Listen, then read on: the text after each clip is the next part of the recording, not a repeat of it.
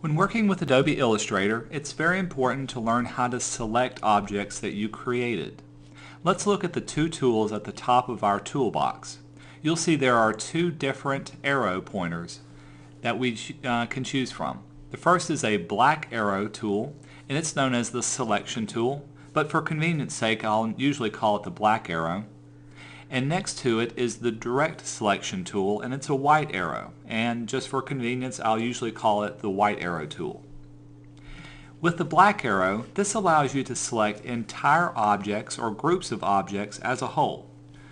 With it selected, you can click once on an object, and the first thing you'll notice is that there will be a square bounding box going over your entire object you selected, and all the points and lines along its outline will be lit up. You can actually see the line itself. Once you have it selected, you can click and drag the object around wherever you want to put it. And to deselect an object, simply click on any area outside of the object itself, and you can see the bounding box and all the points go away. You can select multiple objects by clicking on one object and holding down your Shift key and clicking again. And now I have two objects selected. You can see the bounding box is around both of them, and you can see the points and outlines of each. So now when I click and drag, they're both being moved at the same time. Just like the other one, if you want to deselect, you simply click on a white space that's not part of the object, and it will deselect both of those.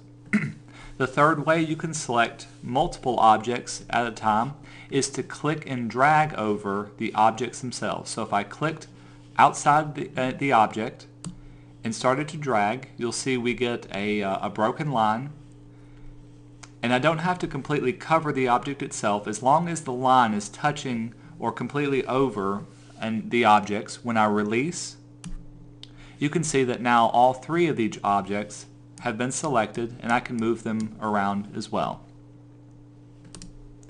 Also, once you select an object, this is what you can do with this bounding box. Every bounding box has these little points on the edges and the sides of it. With it selected, you can hover your mouse over these points and watch the icon change. Once it's over it, you'll get a different little arrow, so when I click and I start to drag, this will allow me to adjust the shape of the object that I'm working with.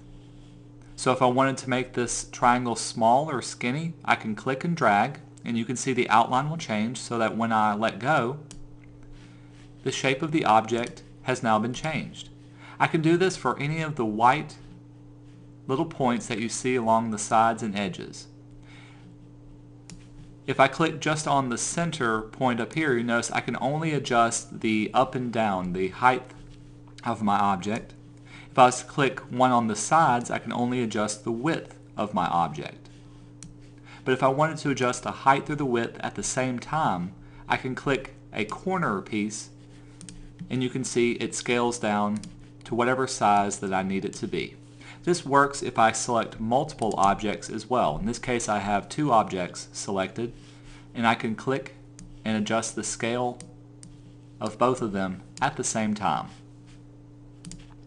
The second thing you can do with your bounding box, if you'll move your cursor just outside of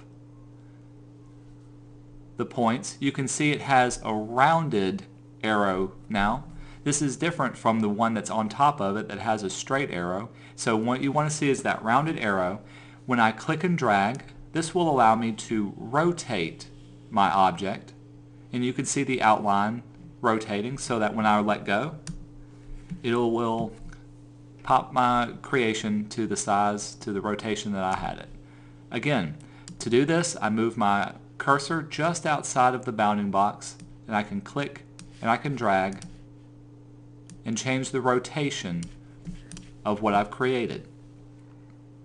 The second selection tool, the direct selection tool, that's the white arrow, allows us to adjust the points that we created on our vector drawing. Remember, every drawing we have is made up of different points. If I was to click the center of it, you'll notice that we see all of our points but we don't have the square bounding box that we're used to. This is because you can only select or adjust certain points at a time and not the entire object as a whole. So in order to select just a single point, I'm going to move my cursor over a point until you see the little dot appear next to the arrow itself. I'm going to click once, and now you'll notice it has a filled in point and all the other points are hollow. They have a little white area inside of them. To move this point around, I can click and drag and it will adjust the shape that I've just created.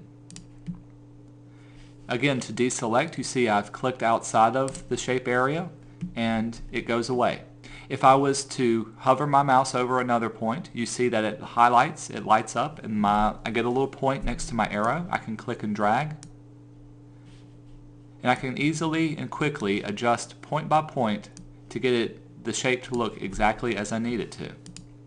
The second thing you can do is adjust a line in itself. Instead of clicking on one point at a time, I can click on the line that's in between it, and you'll have to click very, very carefully, and I can drag it and it will adjust the line that is connected between the 2 points. If I wanted to select multiple points, just like selecting multiple objects, I can click on a point and hold down my Shift key to select several points as well. Notice now that this point and this point are selected while this point is hollow. So if I was to move any of these points, only those that I had selected would be moving.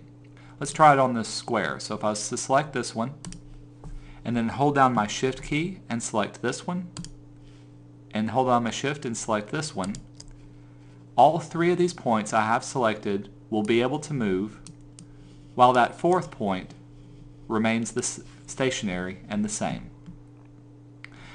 One thing to realize is that when you're working with round objects with your direct selection tool and you click on a point, it'll also give you your Bezier handles.